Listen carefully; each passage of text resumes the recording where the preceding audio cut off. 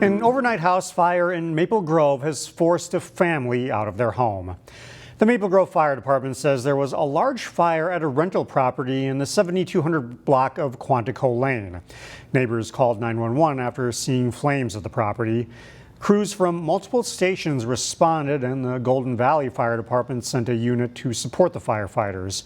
Crews extinguished the fire, but there is significant damage to the home. No one was injured during the incident.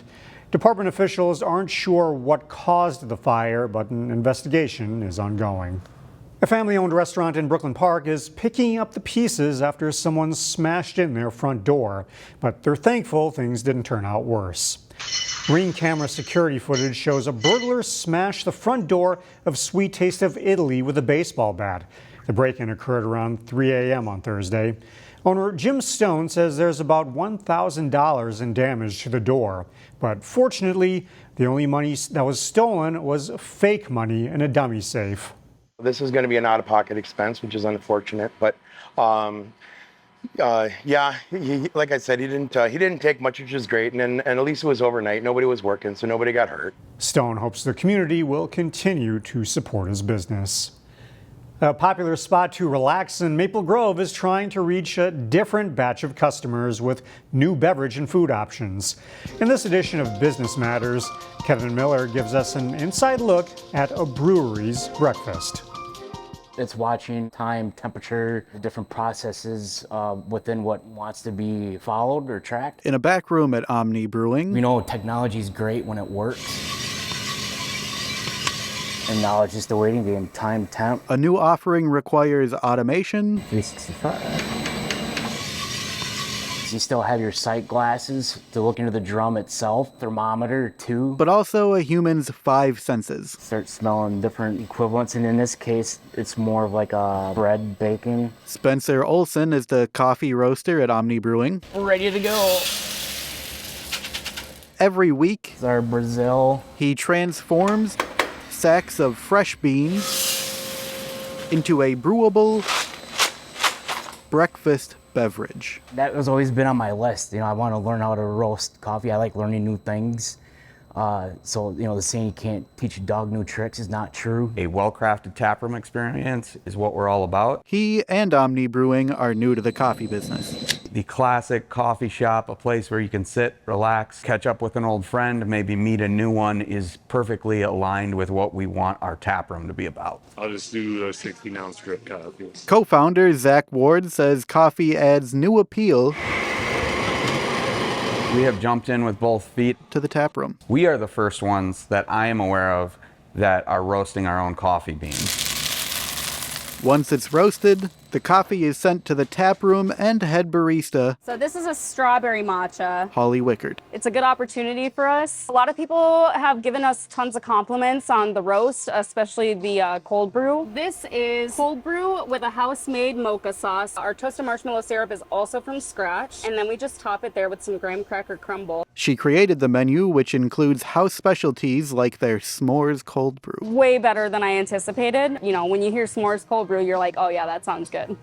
Breakfast sandwiches are another new fan favorite on the menu. They're made to order: croissant, biscuit, sausage, bacon, egg, cheese, the works. It brings a neighborhood cafe vibe Got an iced Americano? to an otherwise beer-heavy local taproom. We feel that connection to the craft is a really important part of what people want. Developers may go back to the drawing board in Plymouth after the city's planning commission recommended rejecting an apartment proposal. The developer, Dorn Companies, wants to build 2 apartment buildings northwest of Highway 55 and 494. Each building would have 176 units for a total of 352. Both would feature high-end amenities, including a pool and spa.